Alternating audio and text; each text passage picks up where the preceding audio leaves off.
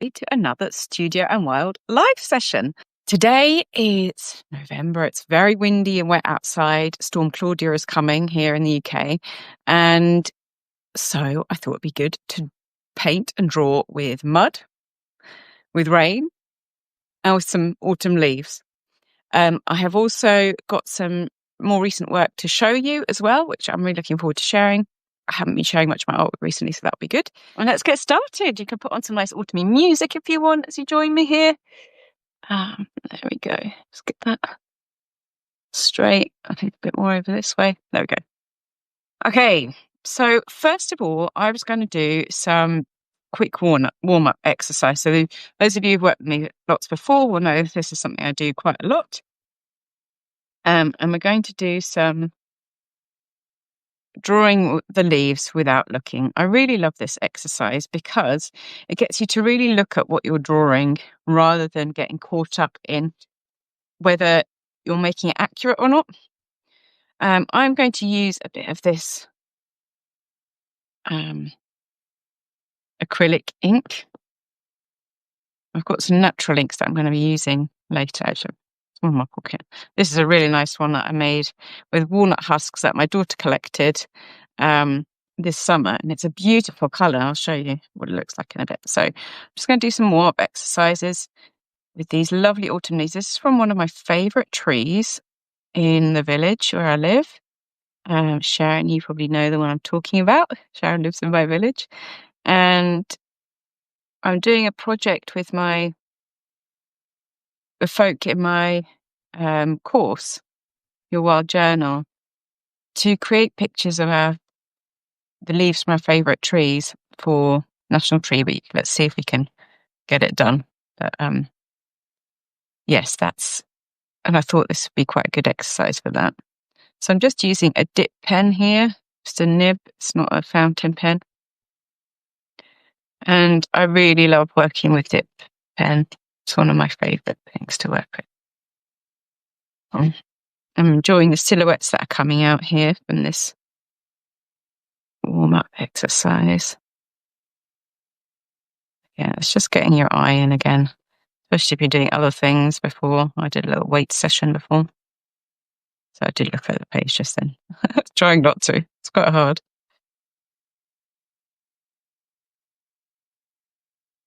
There's one kind of here.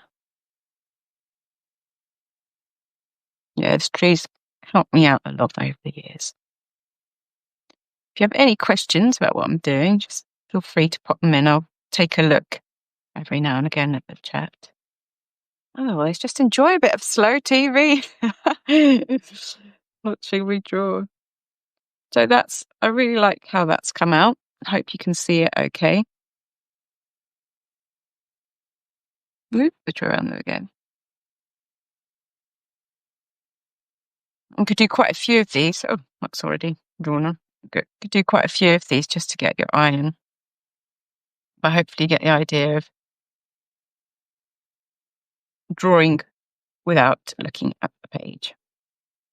So the next exercise I was going to try, which will take a little bit of time, so I'll do it now, is to paint a couple of these swatches with mud paint that I made with my Rewild Your Soul program folk last week. And this is paint from my local park. The clay is very sort of clayish soil around here, so it's a weird texture, this one. See if I can revive it. And then the other one is mud from my garden, which I managed to preserve a bit better than this one. I don't know if that's going to revive. Slowly. I'll use the other one instead. And I'm going to cover the page with this mud paint. See, this is so much nicer to work with. The other one's a bit sandy and clayish. I'm just going to cover the page with this mud paint. And then I'm going to, a bit more in the middle, there we go. Then I'm going to put it into a garden for a bit whilst I do the next exercise. And then before I finish the live, I will go and pick these up again and see if the rain has created any patterns in the page. So this is something I've called wild journaling, or wild drawing is another name for it, where you make marks in collaboration with nature. It's a really great way to release perfectionism and also to enjoy making with the world around you. And often I find the marks that I make with nature are much more communicate much better the feelings I have when I'm out in beautiful green spaces, which is what I'm trying to do with my artwork. Just remembering that we are all connected. Hence the name of my business, We Are Stardust. So I'm just putting quite a bit on, quite thick. And I am going to, here's a little earlier. I'm going to attempt to clip them onto here. Don't know if my pegs will reach, but let's see. So that they don't blow away. This is just a chopping board. And I'll put them outside. So you just have to bear with me. A bit of silence once I disappear and do that. Before coming back and doing the next exercise. Oof, managed to get some finger splodges on there. Might have to redo that bit.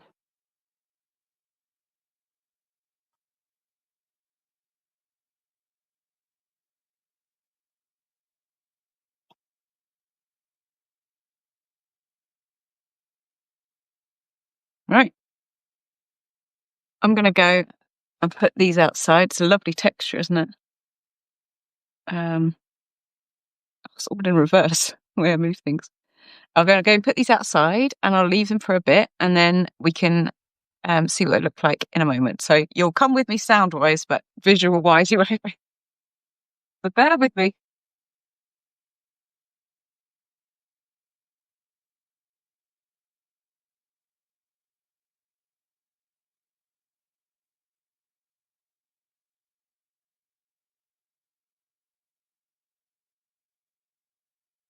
You're already getting lots of lovely splodges on them, so I might not be able to leave them out for very long.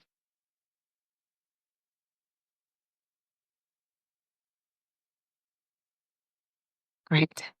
So the last exercise I was going to show you was painting with autumn leaves and maybe some twigs as well. So I've got this mud paint that I've showed you earlier.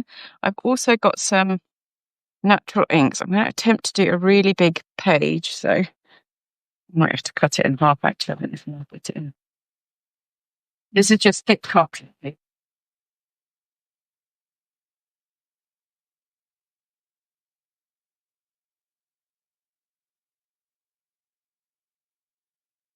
Fold it in half, I think.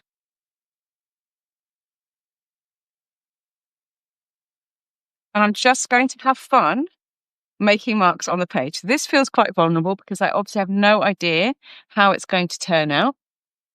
There we go. But I'm just going to have a bit of fun. So hopefully this gives you permission to play as well. I did some really lovely wind drawings with this tree where I dipped so this is the walnut ink that I'm putting in, walnut husk ink that I made. It's a really beautiful colour. This is some elderberry ink. Ooh, got some souffle on it from the other day. Keep them in the fridge. Got some elderberry ink. Oh, I put it a bit wonky. So confusing. There we go. So I'll put some of that out as well. And then I've got the mud paint as well. I've also got some diluted India ink, which India ink is what I bought that. It's charcoal, made from charcoal. That way, that way, that way. So right, that's upside down. And then I've also got a little bit of buttercup ink that I made this summer as well, so I might use that too. So I'm going to use the leaves to paint with as a brush. So I'm going to just dip them in some water first. And then I'm going to start with the walnut ink because it was so beautiful before. I'm just going to see what happens as I spread it across the page.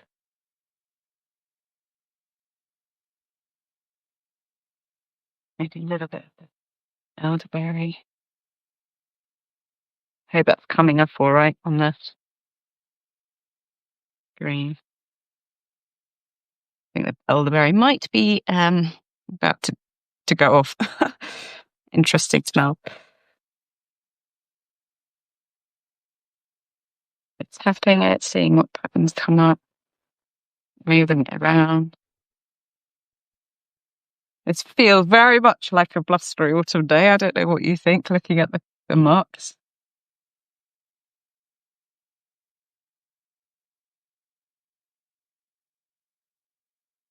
I'm trying to deliberately give it some shape. Let's see how the mud goes. That's going to be quite thick, I think. I might need to add a bit more water into that. Oh yeah, much darker marks. I think this gives a really good impression of these leaves on a very windy, blustery autumn day.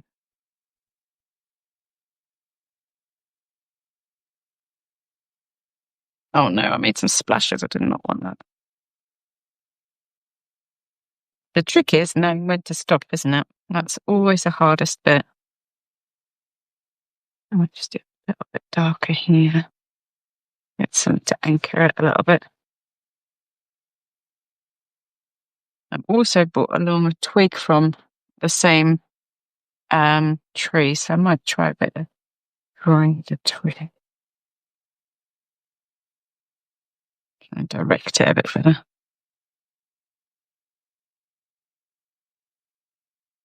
Bit annoyed with those splashes. I might try and just dab them off.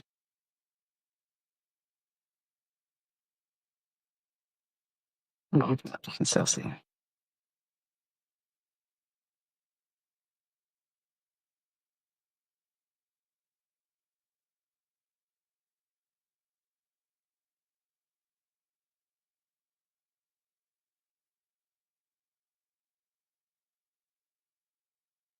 And I also got some India ink. I might do a little bit of this pot. Might do a little bit of a little pot just of the very dark India ink. This is the India ink here. It might give it a bit more depth.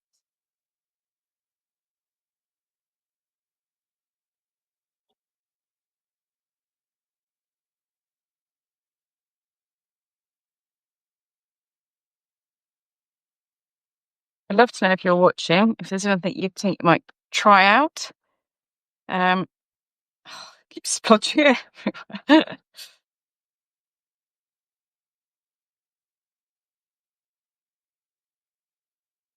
I'm thinking I might do some sort of series with this particular tree, working with its branches, its leaves. Like if you imagine sort of a series with something like this, the painting with the leaves, also maybe a detailed drawing of the actual tree, I think it could look really like a really beautiful set that come together. Great. So that's one. I might just do one more because I'm having a lot of fun. And then let's go and check on maybe I'll go and have a quick check on the rain drawings and I'll be back in a second.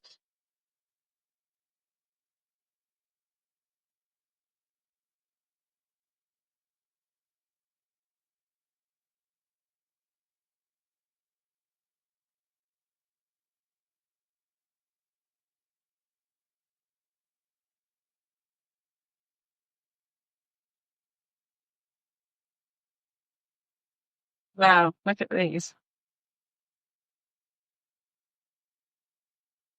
There are puddles on the page.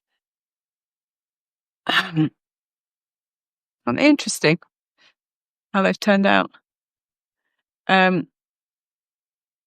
I would like to do one that's not out for quite so long, because when I first put them out, you could see the individual drops on there.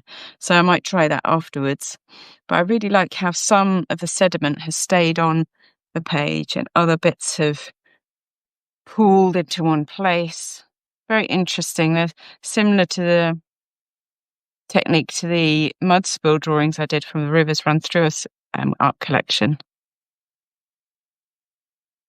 I remember seeing, I can't remember the name of the artist, who had done something with rust paper and which had created these, marks itself, and then they tried to copy the marks on another page through with pencil. Maybe I'll try that and see what happens. They are almost like little landscapes, aren't they? So I think what I'm actually going to do is now show you, rather than doing another leaf drawing, is show you some recent work. So I have been, as I told you yesterday, I've been painting with the wind a little bit with my lovely tree, where I dipped the leaves that are still on the branches into the ink, just like I did earlier, and then held up the page and allowed the wind to blow around and make marks on the page. So these are a couple that were made. Unfortunately, I had to go pick up my little one, so this one didn't have time to dry and it's got a bit damaged in the middle.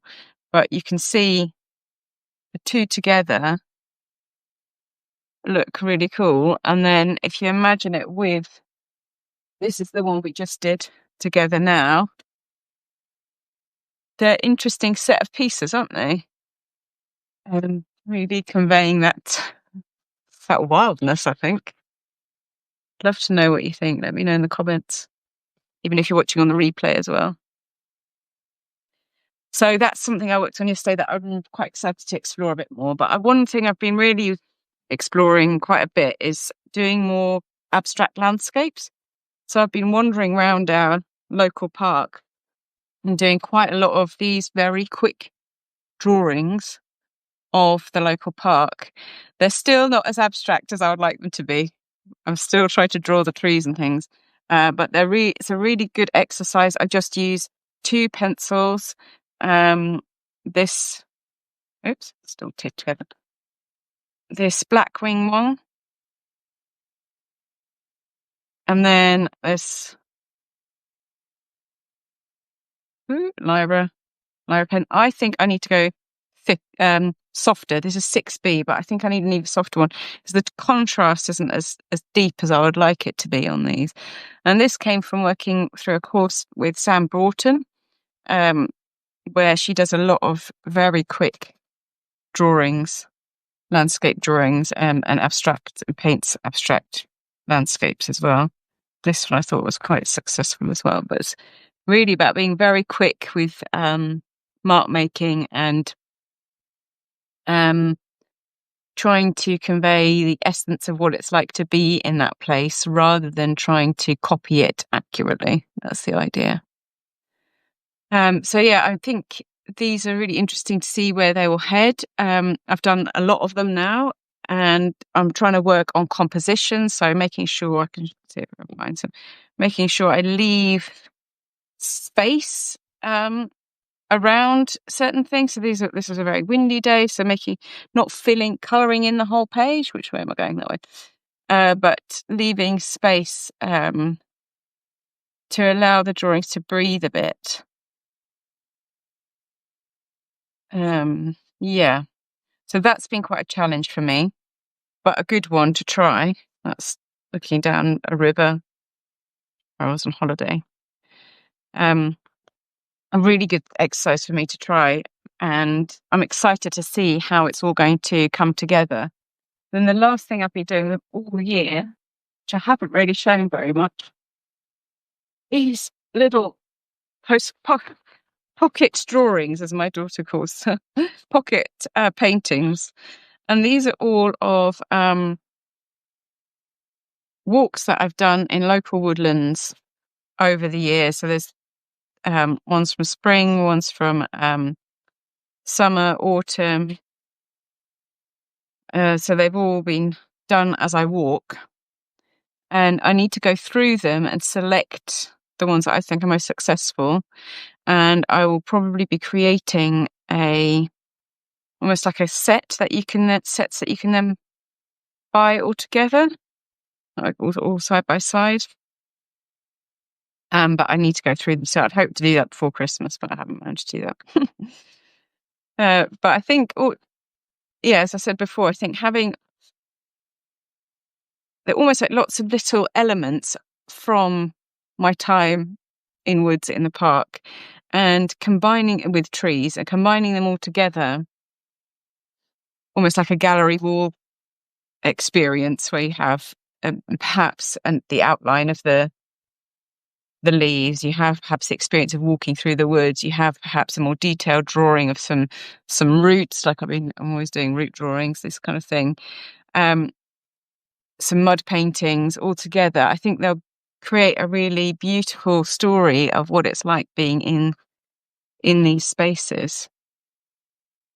Thank you for joining me. If you're watching the replay, let me know how you found it. If you're going to try any of these ideas, I will post any other rain experiments that I do on Substack as well, or hopefully underneath this post.